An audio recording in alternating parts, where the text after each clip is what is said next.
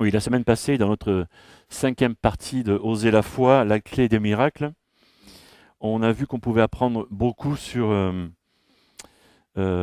comment cultiver notre foi, comment la faire grandir en regardant comment font les soldats, comment font les sportifs ou comment font les agriculteurs. Et je voulais revenir sur cette dernière analogie, ce rapport avec les agriculteurs. Et alors, deux premiers textes, mais on va les revoir tout à l'heure. Dans Genèse 8, tant que la terre durera, semailles et moissons, chaleur et froid dur, été et hiver, jour et nuit ne cesseront jamais. Donc on voit bien que Dieu a posé des lois par rapport à l'agriculture, des lois par rapport au moment où on sème, des lois par rapport au moment où on récolte. Et puis Galates chapitre 6, ne vous y trompez pas, on ne se moque pas de Dieu, l'homme récoltera ce qu'il aura semé. Donc, et j'en ai déjà parlé, je crois, la semaine passée ou la semaine d'avant, je ne me souviens plus. Et donc, aujourd'hui, on va parler de oser semer dans la foi. Et on va se baser sur ces lois de la moisson, de la récolte, de la semence aussi que Dieu a posées. Et parce qu'on peut appliquer cela à nos relations, on peut appliquer cela à notre santé, on peut appliquer cela à nos finances, on peut appliquer cela à nos familles, on peut appliquer cela à notre hygiène de vie, on peut appliquer cela à notre hygiène de travail, etc., etc., etc. Oser semer dans la foi. Mon premier point, c'est que tout commence avec une graine. C'est la première loi, si on peut dire ainsi, la première loi que Dieu a posée. Tout commence avec une graine. Chaque idée commence avec une graine. Chaque rêve commence avec une graine. Chaque réalisation, chaque pays même. Tiens, quelqu'un se met à penser, tu vois. Chaque église commence avec une graine. Notre vie sur Terre a commencé avec une graine. On peut imaginer ça comme ça. Voilà, tout ce qui vit sur Terre a commencé avec une graine aussi. Voilà, donc tout commence avec une graine. Dans Genèse chapitre 1er, Dieu a dit que la terre produise de la verdure, de l'herbe portant des semences, des arbres fruitiers, donnant du fruit selon leur espèce. Je vais revenir tout à l'heure sur cette expression, selon leur espèce, ayant en eux la semence sur la terre, et cela fut ainsi. Alors, qu'est-ce que ça veut dire quand je dis semer une graine? C'est quoi une graine? Une graine, c'est quelque chose de précieux pour moi que je vais donner. C'est ça une graine. Une graine, c'est quelque chose qui me coûte, qui m'a coûté, que je vais offrir, que je vais distribuer. Alors, ce qu'on a fait ce matin, quand j'offre ma louange, je sais pas moi, ça vous arrive beaucoup de chanter votre louange à quelqu'un, peut-être à votre chérie. Oh, que je t'aime, ma chérie d'amour, tu vois. Oui, ça vous fait rire parce qu'on le fait jamais en fait. Ouais. Vous voyez? Non, sérieux. Voilà. Ben oui, mais quand on offre notre louange à Dieu, on n'est pas ridicule pourtant. Eh oui. Donc c'est quelque chose de précieux. Ça, c'est une graine. C'est une graine qu'on offre, tu vois. Ou quand on offre un conseil à un ami, c'est parce que toi, tu as vécu quelque chose, tu vois. Tu offres ton expérience. Et en général, quand tu partages ça, c'est que tu t'es trompé, tu vois, quelque part. Et que tu as appris de tes erreurs. Et donc, tu veux que ton ami ne se trompe pas. Donc, ça t'a coûté quelque chose, quoi. Tu vois. Donc, tu offres ça. Quand tu offres de ton temps, on sait bien, ce serait bien que notre temps est précieux.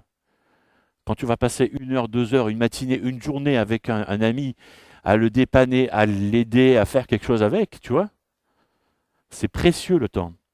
Quand tu offres de ton argent, c'est bien que l'argent, c'est pas facile à gagner. Eh oui, c'est difficile, bien sûr. Euh, Quand tu offres ton amour, il ne faut pas son amour comme ça, quoi, à n'importe qui, tu vois.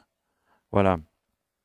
Une graine, c'est ça, c'est quelque chose que tu vas offrir et qui te coûte. Qui te coûte. Euh, les mots, les paroles. Tu vois? Quand tu les offres à quelqu'un. Et là, tout de suite, tu peux te dire, ah ouais, mais alors il y a des graines qui sont bonnes et des graines qui sont moins bonnes. Et oui, tout à fait. On est capable de ça. On est capable de semer des graines de mauvaises herbes et des bonnes graines qui vont porter de bons fruits. Et ça s'applique tout de suite à nos paroles, bien sûr. Voilà, tu vois? Donc, quel type de graines on sème dans nos relations? Si je prends que cet exemple-là, est-ce qu'on sème des graines de confiance ou des graines de méfiance? Est-ce qu'on sème des graines de bonté ou des graines de mauvaise humeur? Est-ce qu'on sème des graines de colère, d'amertume, de mesquinerie, des graines qui construisent ou des graines qui détruisent, etc. Tu vois? Tout ça, c'est des graines que moi, je vais semer chez l'autre. Parce qu'on vient de le lire juste avant, et on le lira plusieurs fois, tu récolteras ce que tu sèmes. C'est pas moi qui le dis, hein. C'est Dieu. Donc je vais le répéter. Voilà. Deuxièmement, rien ne se produit jusqu'à ce qu'une graine soit semée. Rien ne se produit jusqu'à ce qu'une graine soit semée. Tant que ta graine reste dans ton sac, rien ne se passe. Jésus a utilisé ce principe pour expliquer qu'il devait mourir. Ses amis ne voulaient pas le laisser mourir, en fait, hein, parce que ses amis, c'était leur patron, leur chef. Il aimait, il ne voulait pas qu'il meure. C'est normal, hein. On ne veut pas que nos amis meurent non plus, tu vois. Et Jésus a dit ça dans Jean chapitre 12. Je vous le déclare, c'est la vérité, un grain de blé reste un seul grain s'il ne tombe pas en terre et ne meurt pas. Mais s'il meurt, il produit beaucoup de grains. Imaginez un agriculteur. Il va à son magasin de fourrage, il achète un gros sac de grains de 50 kilos, je ne sais pas combien, peut-être c'est plus encore, tu vois, mais 50 kilos. Voilà, et ça lui coûte quelque chose, hein. Et il ramène ce sac dans sa grange et il le stocke. Et il ne le sème pas parce que ça lui a coûté quelque chose, quoi. Tu vois? Parce qu'il tient trop à ses grains, parce que c'est précieux, parce que ça lui a coûté. Tu vois? Ce qu'on doit apprendre, c'est que semer est un acte de foi. C'est un véritable acte de foi. Comme quand je plante une graine. Je ne sais pas, moi, si quand je mets une graine dans le sol, si le sol, s'il fait beau, s'il fait froid, s'il pleut trop, assez, trop, s'il y a du soleil, s'il n'y a pas de soleil, tu vois? C'est ça. Si la terre est suffisamment nourrie, etc. Enfin, moi, je ne maîtrise pas bien ça, mais sûrement plusieurs maîtrisent mieux que moi. Mais c'est ça. C'est un véritable acte de foi. Je dois croire que la graine que je sème chez l'autre va grandir. Semer comporte donc des risques. Le risque, c'est que la graine ne pousse pas. Oui, ça c'est le risque. Ça c'est le risque. Est-ce que la graine va germer ou pas? Est-ce qu'elle va bien pousser ou pas? Et une fois qu'elle a poussé, est-ce qu'elle va pas mourir, quoi? Elle va pas se prendre un coup de gel? Je ne sais pas. Tu vois? C'est là qu'intervient la foi. La foi est très très importante. Marc chapitre 6, voilà à quoi ressemble le royaume de Dieu. Un homme lance de la semence dans son champ, ensuite il va dormir durant la nuit, et il se lève chaque jour, et pendant ce temps, les graines germent et poussent sans qu'il sache comment. On ne peut pas savoir ce qui se passe, si ça va pousser ou pas. C'est vraiment l'élément de la foi. On a besoin de foi. Troisièmement, quand j'ai un besoin, alors c'est intéressant parce que un bon pasteur vous dirait, si tu as un besoin, quoi? Demande, prie. Hein? Et ce matin, je vous dis, si tu as un besoin, sème. Plante une graine. Étonnant. Je m'explique. Imaginez-vous, vous êtes un agriculteur. D'accord? Et vous avez semé votre champ, là. Voilà. Et puis il y a eu un grand coup de gel, tout est mort. Qu'est-ce que vous faites? Vous êtes le matin, ça a gelé, vous êtes devant votre champ comme ça. Qu'est-ce que vous faites? Alors, on pleure, ça sert à rien. On va se révolter contre qui? Dieu, peut-être, si on est croyant, qui a envoyé ce gel contre monsieur ou madame météo qui a mal fait son travail. Ça sert à quoi, de toute façon? Tu vois? Contre l'État qui n'a pas donné assez de subventions pour faire je ne sais pas trop quoi ou qui. Tu vois? Mais ça va servir à quoi par rapport à ton champ? Donc, qu'est-ce que tu vas faire? Tu retournes tout et tu recommences. Donc, tu vas semer. Tu vois? On peut apprendre beaucoup, en fait. Hein. Si tu as un besoin, sème. Et vous voyez combien ça peut nous faire... au lieu d'être toujours « Oh Seigneur, j'ai besoin de ça. Oh Seigneur, j'ai besoin... » Mais c'est exactement ça. On fait ça, en fait. On fait ça. On ronchonne, on pleure, on râle, on vas-y, mon gars. Vas-y, ma fille. Tu te retrousses les manches et tu y vas. Il faut agir. Il faut faire ce pourquoi Dieu t'a appelé. Tu sais faire quelque chose, ben fais-le. Tu sais semer quelque chose, ben fais-le en fait. Ouais, c'est difficile. Mais personne n'a dit que ça allait être facile en fait. Hein. Et pas Dieu. Voilà. Ecclésiaste chapitre 11, c'est pourquoi sème ton grain dès le matin et jusqu'au soir, n'arrête pas de travailler. Tu ne sais pas quelle partie de ton travail réussira ou si tu tireras profit de ton activité. La Bible est honnête, hein, toujours. Hein. Dieu a toujours été honnête avec nous et le sera toujours. Du matin jusqu'au soir. Tu ne sais pas si ça va fonctionner. Mais c'est ton job. C'est ton boulot. Ah oui. D'après les textes bibliques, on devrait être constamment en train de semer, de faire ce pourquoi Dieu nous a appelés. Et espérer voir des fruits un jour. Dieu, on attend beaucoup de Dieu. On est toujours en train d'attendre de Dieu, alors que c'est Dieu qui attend de nous. Vous voyez le truc? Quatrièmement, je récolterai tout ce que j'ai semé. Si je sème des haricots, il ne va pas pousser des tomates. J'ai déjà dit ça une fois. Ça dépend. Si tu t'es trompé, hein, tu t'es trompé dans les semences, eh bien, dis donc. Voilà. Voilà, tu vas récolter ce que tu as semé. Et c'est une règle inviolable. Dans Genèse, dans Galates chapitre 6, ce qu'un homme aura semé, il le moissonnera. Et puis, Genèse chapitre 1, je reviens sur ce texte.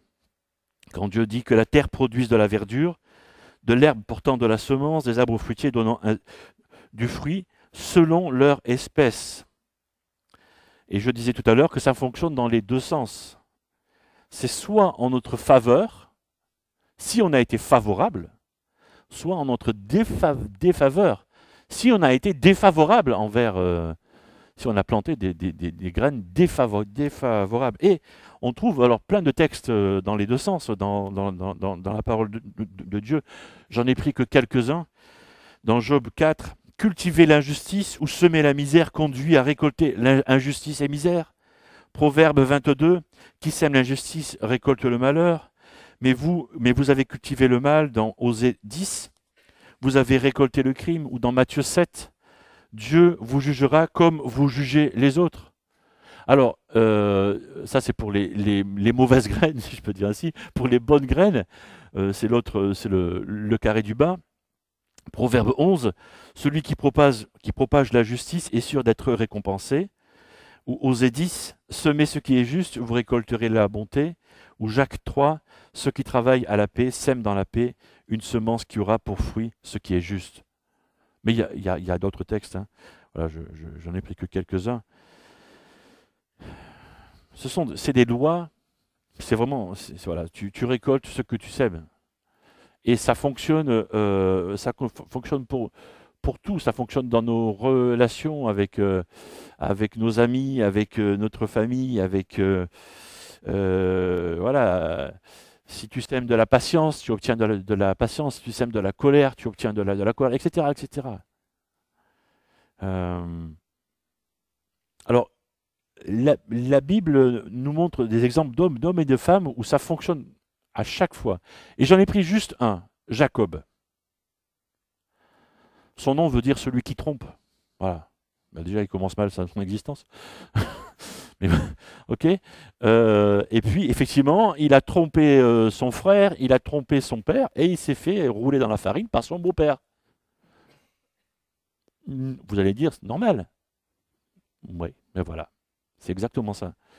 C'est ça. Et pourtant, hein, Dieu a choisi cet homme pour être celui qui allait devenir le patriarche vraiment de son peuple, quoi. Mais il va changer son nom quand même, hein. Voilà, parce qu'il faut pas plaisanter quand même. Tu vois?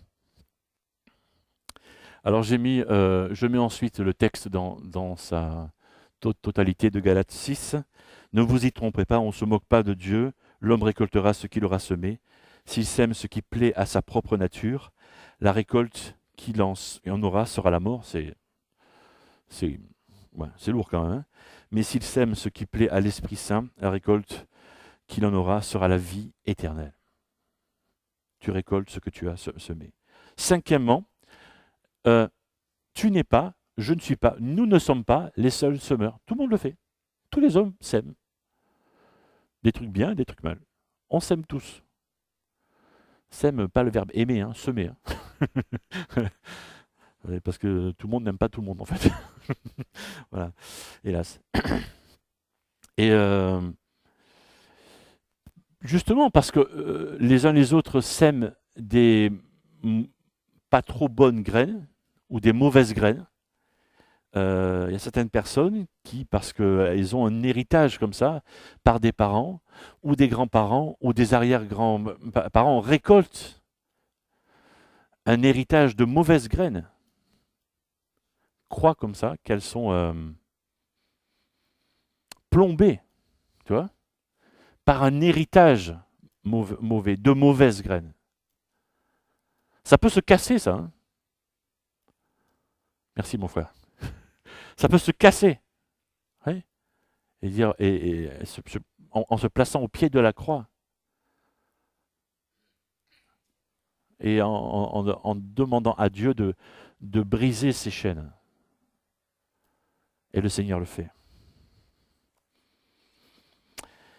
Sixièmement, je récolte toujours dans une autre saison. Et c'est ça, et c'est là où on a des problèmes. Ben oui, parce que, bon, moi j'ai lu la bande dessinée Astérix, hein, et si vous connaissez le druide Panoramix, il invente un gland. Hein, hein, vous connaissez ça? Le gland magique qui jette comme ça, et puis le chêne qui pousse tout de suite comme ça, tu vois? Ah voilà, je vois qu'il y a un fan. Tu vois? Mais ça n'existe pas, ça. Je veux dire, quand tu plantes une graine, eh ben, il faut plusieurs semaines, des fois plusieurs mois. Il y a des choses que tu plantes d'une saison sur l'autre pour que ça pousse, hein. Des fois même encore, c'est encore plus long. Tu vois?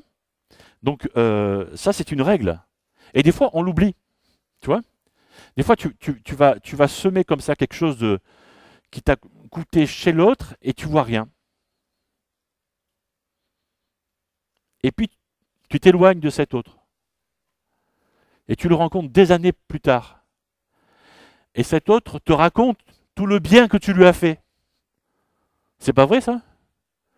Et toi, tu as oublié, en fait, hein, parce que tu le rencontres 10 ans plus tard.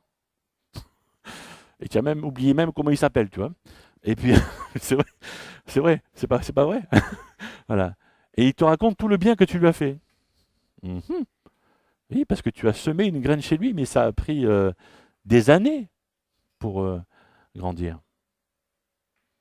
Donc tu récoltes dans une autre saison.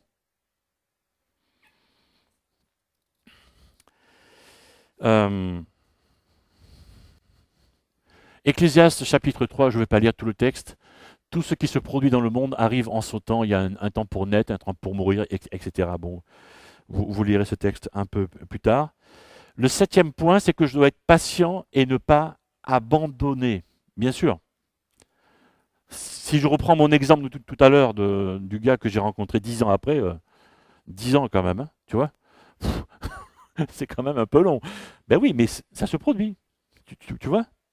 Bien sûr. Voilà. Galates 6, ne nous lassons pas de faire le bien.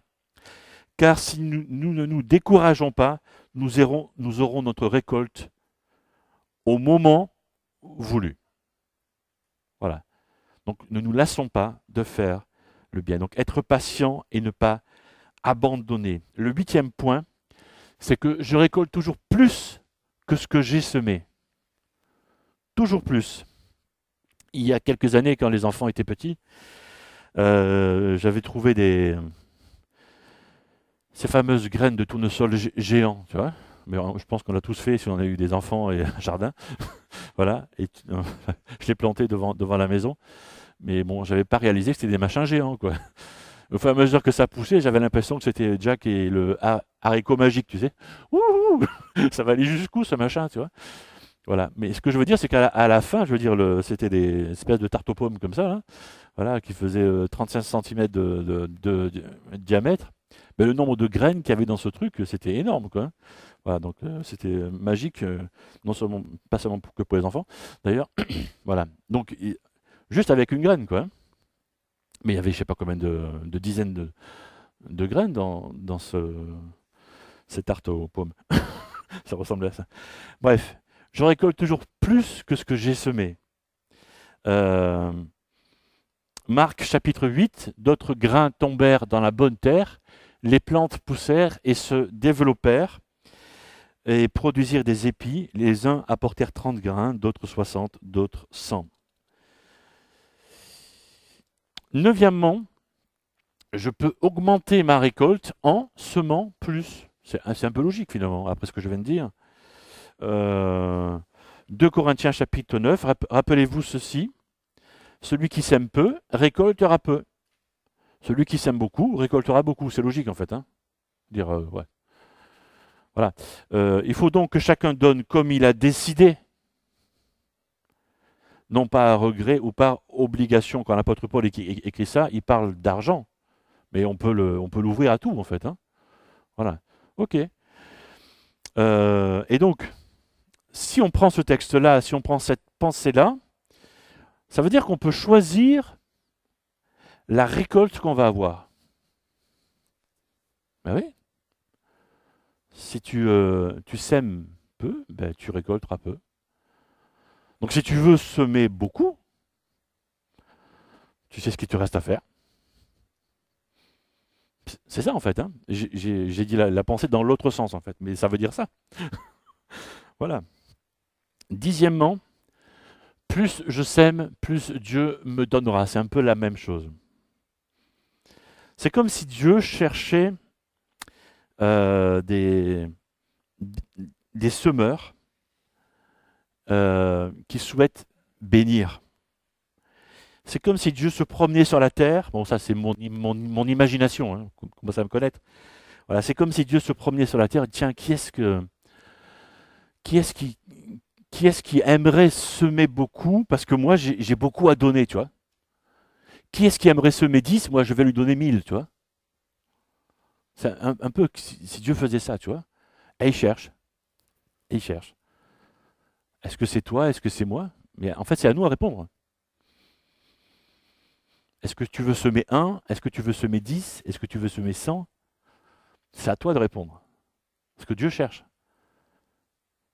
Dieu cherche.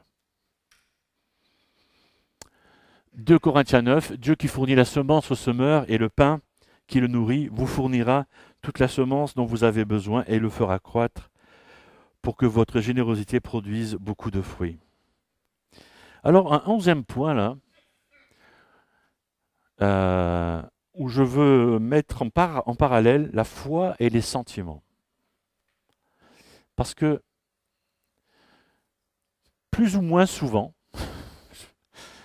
ces deux choses-là s'affrontent dans nos cœurs. Et plus ou moins souvent, c'est les sentiments qui gagnent. Voilà. Je sème par la foi et pas par mes sentiments, ou pas par sentimentalisme. Tu vois? Si je reviens à l'analogie de l'agriculteur, je ne pense pas que tous les agriculteurs se lèvent tous les matins à 4h30 du matin, je ne sais pas à quelle heure ils se lèvent, voilà, en se disant ouais, super, je vais aller ramasser le fumier, ouais, super, je vais réparer ma machine qui est cassée encore, ouais, super, tu vois. Est-ce que vous pensez ça aussi? Voilà. Peut-être que ça arrive de temps en temps. Ce que je veux dire, c'est que, voilà, s'ils écoutent leurs sentiments, ils vont faire comme nous, quoi. Si on écoute nos sentiments, on va se coucher, quoi. Voilà. S'ils faisaient que écouter leur cœur, bah, ils n'auraient pas beaucoup de récoltes, en fait. Hmm. Donc, on ne sème pas, on ne va pas offrir ces graines uniquement que d'après nos sentiments, mais surtout par notre foi, dans la foi. Parce que si on écoute nos sentiments, on ne va pas très loin. On se fatigue très vite. On est épuisé très très très vite. Alors, je vais prendre mon exemple personnel, puisque moi je sème publiquement, en tout cas tous les dimanches matins, et en semaine, puisque les prédications sont sur le net. Mais en tout cas, le dimanche matin, quand j'arrive, certains me connaissent et savent d'après ma tête, en fait, si je vais bien ou pas. Je sais, mais parce que je ne cache pas, en fait. Hein. Voilà. Bon. Est-ce qu'honnêtement, vous pensez que tous les dimanches matins, j'ai envie? Honnêtement. Hein? Toi, tu dis oui, je vais venir te voir tout à l'heure pour le café. Non, j'ai pas envie tous les dimanches matins. Parce qu'il y a des dimanches où je suis fatigué. Voilà. Il y a des dimanches où, franchement, j'ai envie de voir personne. Alors, je vous aime tous, hein, mais j'ai des dimanches où j'ai envie de voir personne. C'est pas ça le problème. Où je préférais rester dans ma grange à bricoler un truc. Voilà. Bref. Voilà. Et pourtant, je suis là tous les dimanches. Tu vois? J'écoute pas ce que mes sentiments me disent. Parce que si je me mets à faire ça, voilà quoi. Je vais rester chez moi. Non, faut pas ça.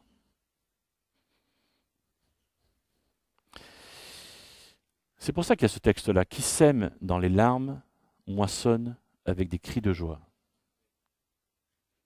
Alors étonnamment, c'est quand c'est dans ces journées-là où j'ai pas envie qu'il y ait des choses qui se passent. C'est assez particulier. Voilà. Et je l'ai vécu à plusieurs reprises et c'est pour ça que je n'écoute plus mes sentiments. C'est pas mentir, hein.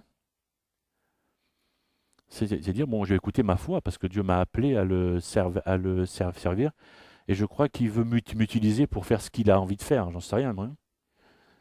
Voilà. Parfois, Dieu te demande de faire des sacrifices comme ça parce que tu n'as pas envie, quoi. Il faut y aller. Faut y aller. Et tu vas voir ce qui se passe. Attends-toi à lui. Donc, mon 12e et dernier point, c'est que le meilleur moment pour semer, c'est maintenant. Alors, certains vont dire, ouais, mais voilà, je suis fatigué, j'ai plein de choses à faire, je suis occupé. Il pleut, pour ceux qui sont au soleil, qui m'entendent. Il fait trop chaud, ou je sais pas trop quoi, tu vois. Ou j'ai pas le temps, je le ferai à la retraite. Mensonge. Mensonge, mensonge, mensonge, c'est pas vrai. Ça, c'est du confort. C'est des bêtises, en fait. C'est des bêtises. C'est des excuses qu'on donne à Dieu parce qu'on écoute nos sentiments. C'est maintenant. C'est maintenant. Parce qu'on attend la perfection, tu vois. Ah ouais, mais quand je serai à la retraite, tu vois, j'aurai le temps particulier, je vais mettre 2 heures à part chaque semaine, tu penses. D'abord, je ne suis même pas sûr d'y arriver à la retraite, déjà pour commencer. Tu sais pas, toi, si Dieu va te prendre avant. Moi, je ne sais pas, hein, tu vois. Et puis, dans quel état tu vas être, dans quel état je vais être quand on arrive à la retraite, j'en sais rien. Voilà, donc, voilà. Donc, c'est maintenant. C'est maintenant.